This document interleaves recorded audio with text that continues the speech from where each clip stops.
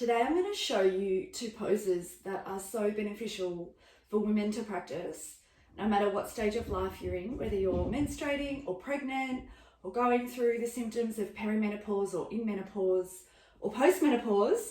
And these two poses, Upavistha Konasana, and we're going to work with Baddha Konasana, and we're both doing the seated version.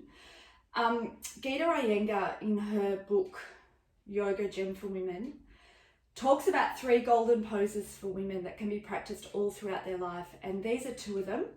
The third one is Bandhasana, so I won't be doing that one today. And we're going to do it using a couple of belts. I actually taught this week. I have taught this before in my women's workshops, and we revisited it in my classes this week. And some of my students said, can you show me how to set it up? Because the belts can be a little tricky when you're first navigating your way in. So we're going to sit in Upavistha Konasana. Now I actually have got 2 half folded blankets, and I've got them folded on the long edge just because we're going to use the support beside us for the hands. And just as a backup, I've got a couple of blocks behind me. We might use those in a moment for a twisted version of Upavistha Konasana. I like to sit where the blocks are a little more behind me. The blankets are more to the back edge, so that when I extend my legs out, I can use that line of the front edge of the mat to line up my inner heels. Where we tend to have one hip that's a little more open than the other, like that's me on my right side, I could bring my right leg out a little wider than my left. So we don't want that imbalance, because then it destabilizes the pelvis, it throws off the spine. So at least if you've got that line of the mat, you can align the inner heels there. Now, I've got these super long belts. These are belts from Pune in India, the Iyengar Institute. So they're very, very long, that I've had for a long time. If you're taller than me, if you have just sort of a normal length yoga belt, you may have to join 2 belts. So you may need 4 belts. Now, the first one, so I've opened it out wide. It's important the slack of the belt is going to go on the outside of the leg. So we bring the belt over the torso, and it needs to be aligned. I want it kind of on that middle outer hip and the mid buttock. I'm going to bring it around the balls of, I'm going to the left side first. And like I said, the slack of the belt is going back towards me. Because in a minute, when I've got the other belt on, we're going to tighten in and get that tautness in that belt. Just make sure, I like to, make sure there's no twisting in the belt, so you've got that energetic connection with the firmness, the flatness of the belt around the sacrum and this left hip. So then the other belt goes on the other side. So again, opening it up, bring it over you. So this one's going around that left hip. And you can see, I don't know if you can see, but it's sitting in the crease of the thigh. So it's right on the mid hip, not on the top hip point. And then around my right foot. And, to get the tautness. So, and just before, sorry about the tautness, just make sure it's on the balls of the feet. It might slide down to the arch. Keep it on the balls of the feet. And then you can slide it back even so that the buckle's a little closer to you, so you've got access to that excess of the belt, to then pull back on the slack of the belt and make sure the tautness is even, right side, left side. And when you tighten the belts, you may notice they slide up. Just make sure it's on the mid back buttock, it's on the mid side hip, kind of sitting down on that thigh crease. And you can feel, when you tighten the belts up, you can feel the belt pressing into the sacrum. And as you press, I want you just for a moment, press the balls of the feet into the belt.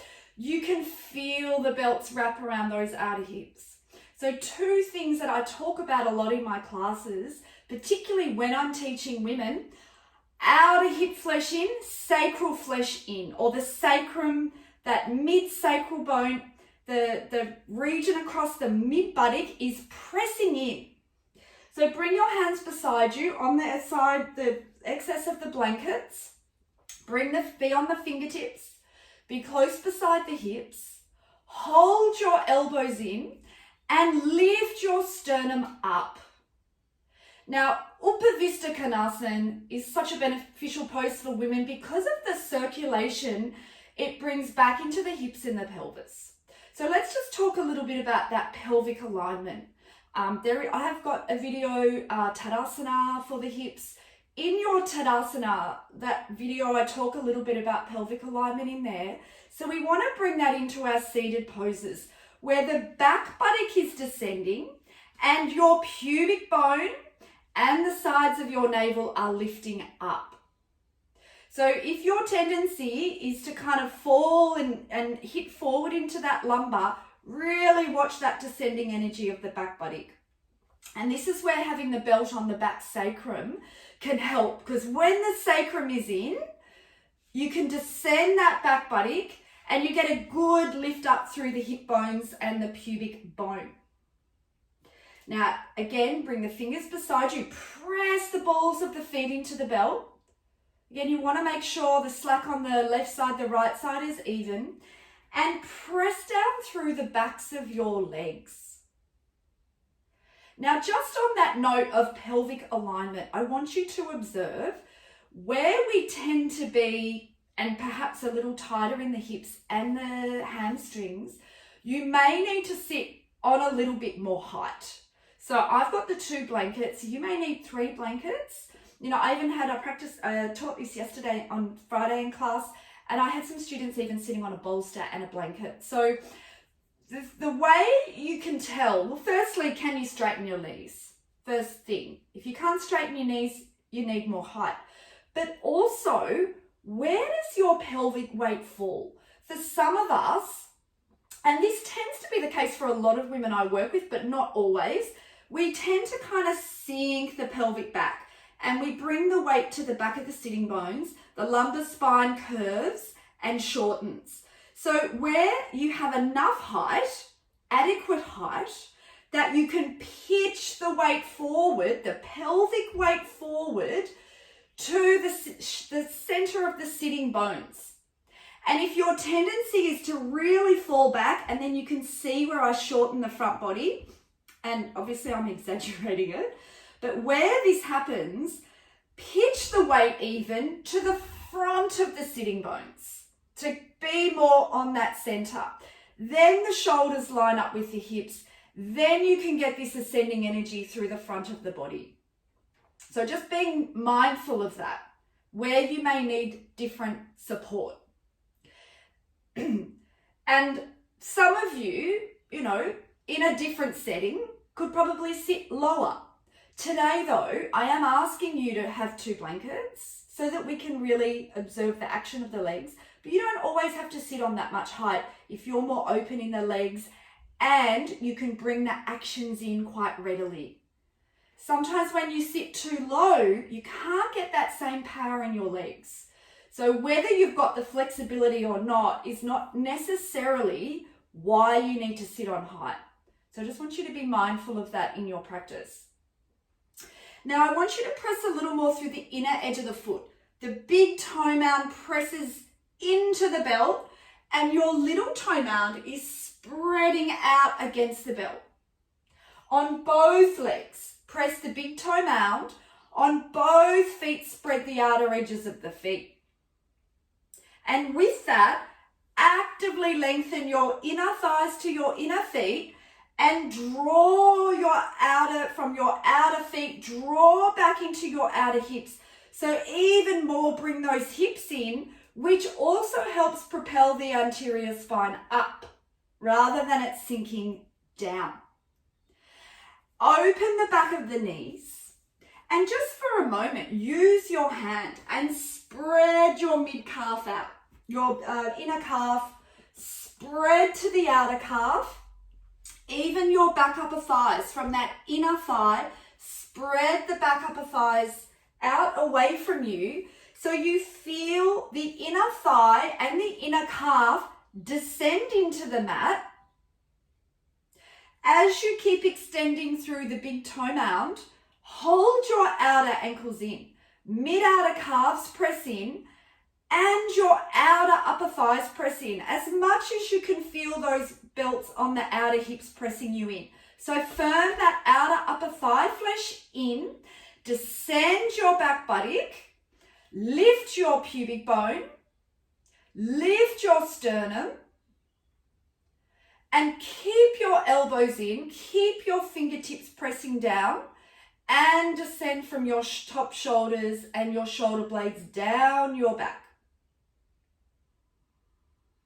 Soften your face and be mindful of your breath. Be mindful of your inhalation and your exhalation. Keep pressing out the feet, keep descending the back of the legs, and bring your hands in front, interlock your fingers, open your palms, raise your arm for Baddha. And as much as you ascend from your pubic bone up to your throat, lift from your side ribs, both side ribs lifting, press up through your palms. Your elbows are straight. And as you press your palms up to the ceiling, descend the back of the legs down. Descend the back buttock and feel your sitting bones press into the blankets. Bring your arms down, gently change the interlock of your fingers, open your palms away, and as you keep pressing down the legs, as you keep pressing the big toe mound, as you keep spreading the little toe mound and draw to the hips, lift up. So the legs stay active the whole time. And this is what I like about the belts. It makes you keep that activity in the legs. Because if you lose the extension through the legs, you lose the tautness of the belt. Bring your arms a little more behind the ears. Press your shoulder blades into your back. And can you turn from your outer upper arms forward? And even here, where you feel your upper arm bones draw into the shoulder socket, but lift up through your palms. Release your arms down, bring your hands beside you. And as you keep extending into the balls of the feet, into the belts, drive your thigh bones back into your hips. Lift the sides of the chest, lift your pubic bone, lift your sternum. As much as you feel your sacrum come in, where the belts are, also press your shoulder blades into the back. Then you get this nice open chest. Your collarbone chest is broad here. Pin the corners of your shoulders back. And as you keep extending through the feet, as you keep pressing the back of the legs, Upavistha Konasana, turn to your right side. Now, I've got blocks here to show you. Those of you that are sitting on a little more height, and maybe you've got long arms, you don't need the blocks, but you could have a block under each hand if you need here. Press the fingertips into the block, lift up your sternum. Now, as you turn to your right side, notice where you lose the slack of the belt on the outer left hip. So even more, press the left foot away. Even more, descend the left leg down, the back of the left leg down. Even more, drive the left thigh bone into the hip. Keep descending the back buttock. Feel the sacral plate come in. Lift your pubic bone to lift your sternum. Upavistha Konasana. Pin the corners of your shoulders back, and can you get a little more reach up through those inner armpits? Normal inhalation, normal exhalation. You keep your head in line with your spine, so you can look to that right foot. And then let's come back to the center. Bring your blocks with you if you've got blocks, and turn to your left side. Like I said, if you can reach, I can quite easily reach the floor here. You don't necessarily need blocks, but if you need the blocks, you've got them there under the fingertips. Because I use them on the right, I'm going to use the blocks on the left. They're just inside that inner left thigh. They're just outside that left hip. And as we now turn to the left leg, even more press out through your right foot. Even more draw your right thigh bone into the hip. Feel both hips are still pressing in, but you need to act on that right leg a little more as you turn away from it. Sacrum is in, outer hips are in.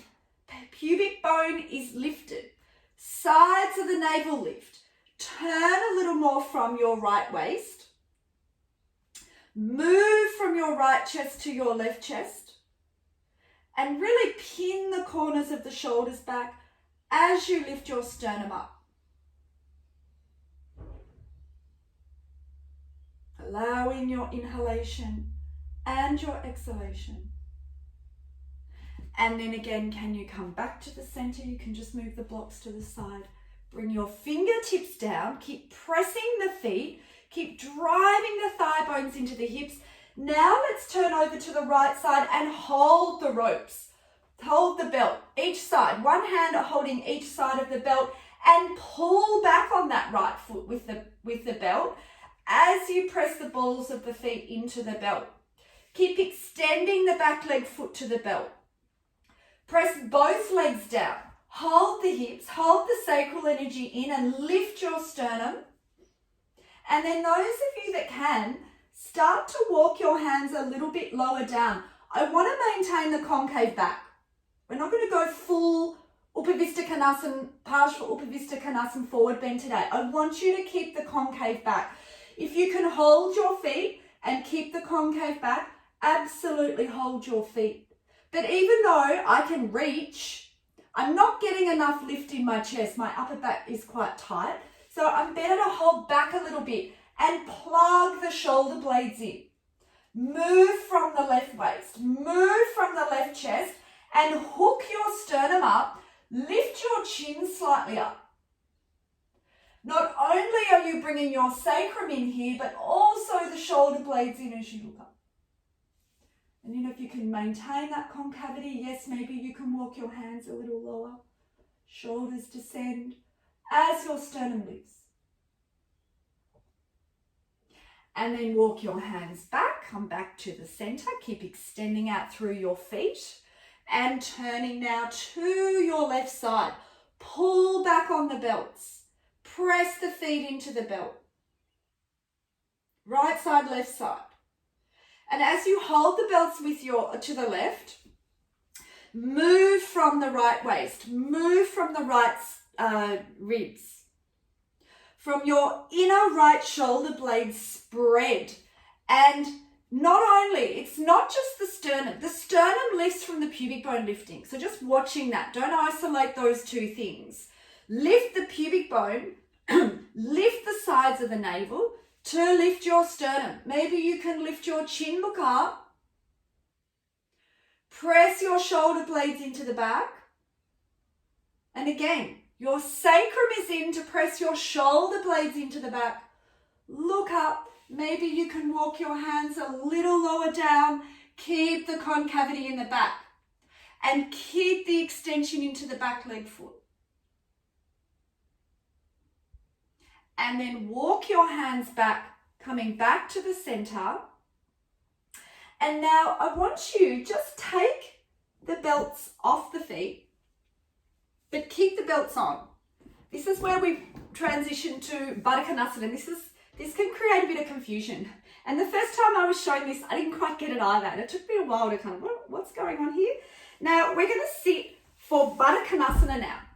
And if you can quite readily align your knees to your hips in Baddha Konasana, that height may be the right height for you. For those of you that you may need a little more height. If your knees sit higher than your hips, I suggest you get more height. And just to show you, I'm just going to get one of my blankets, one of my half-folded blankets, and just fold it again on the other edge. I would normally get another long waist blanket. I just haven't got it in reach. So, and then I know my knees are coming down a little lower. Now, this is where it can get a little tricky. This is what caused a little bit of confusion in my class. So technically, I've still got the same belts setup. They're crossing over the front. Now, I suggest before you go any further, tighten the belts up a little bit because obviously we're not going to need the same length for Baddha Konasana as we did for Upavistha. If you've got too much slack, it's where the belts can get a little bit tied up. Going to slide it down. Now, Let's work with the left belt first. I'm going to lift my foot. And now I'm going to bring the belt around the outer ankle. And bring that foot down. And then tighten that belt. You might have to slide it to the foot like I said, I've got super, super long belts. And then we're going to lift the right foot up and bring the belt around the ankle. So it's around the ankles now, not around the feet. Again, try not to twist up the belts if you can help it. And I suggest the buckles sit a little more towards the bottom shin, because then again, now you've got the slacks of the belt, you can pull them up towards you. So you bring your feet closer in. All right. Now, the beauty of having this on video, and I told my students that I would do this video so they can see. You can pause at this point and rewind if your setup doesn't look like mine. You know, one of my students in front, I said, you know, I didn't have the nice cross you've got there. It was all a mess.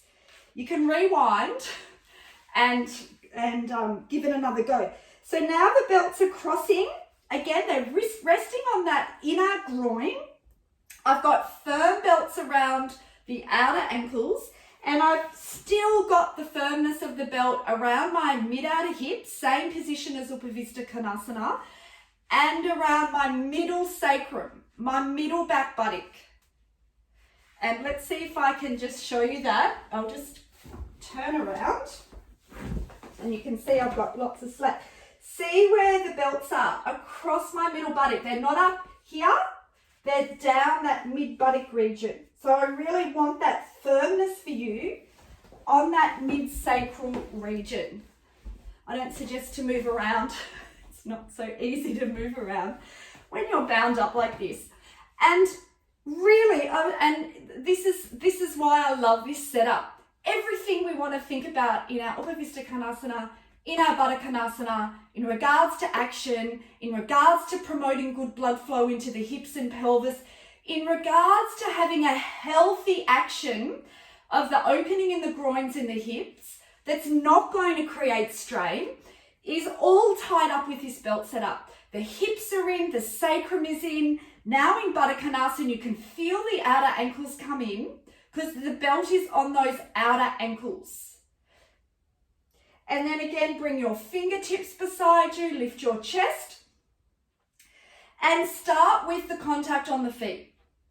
The other thing I particularly like about this setup, you know, the tendency for a lot of us is the inner feet drop away. With the belt firming the outer ankles, you more readily compress the inner edges of the feet. The big toe mounds, the inner heels compress here. As much as you feel the little toe mound and the outer heels press. So press your inner feet. I'm deliberately splaying out my toes to get more action into that particularly big toe mound. And as you splay out your toes, draw up your shins to your knees, and from your outer knees, draw back into the outer hips. Your thigh bones, plug them into the hips. This is what supports the opening, the very strong opening that happens on the inner groin. If you're just going into your flexibility, you lose the connection of the thighs. It can be very strong on the groins. So we want to support that opening by moving the outer upper thighs to the hips, by holding the outer hips, and by drawing the thigh bones up into the hips. Descend your back buttock, and again, lift your pubic bone, lift the sides of the navel, lift the inner walls of your chest, and you can even feel the lift up through the crown of your head. As I'm drawing my thigh bones into the hips, press the inner knees down. You might even just want to bring your palms, the base of the palm to the inner knee, just slide the inner thigh to the inner knee.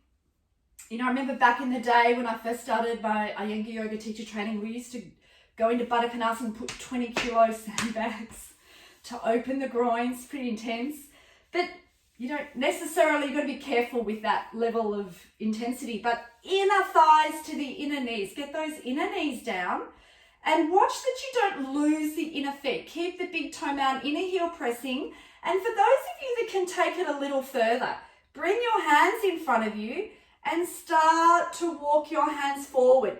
Inner knees descend, thighs draw into the hips, your sacrum stays in, your outer hips stay in, but challenge the groin opening now by walking your hands a little more forward and propel your sternum forward.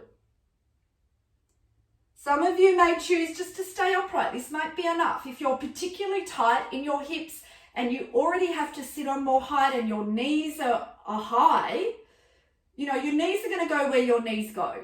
You can't force them. So make sure you're sitting on adequate height, but you might choose to just stay upright. But for those of you that can, walk your hands forward, lengthen your sternum, descend the shoulders, and breathe. Outer hips in, tailbone down, back buttock descending. Lift your pubic bone, lift your sternum up. And then walk your hands back to your feet, come back into Baddha Konasana. And then you might want to just loosen the belts a little bit. You can take them off the feet. And just sit there for a moment, bring your knees together, legs together, knees together, just to come back more to that neutral place. Wrap your hands around your shins, lift your chest, and just let your groins and hips settle here.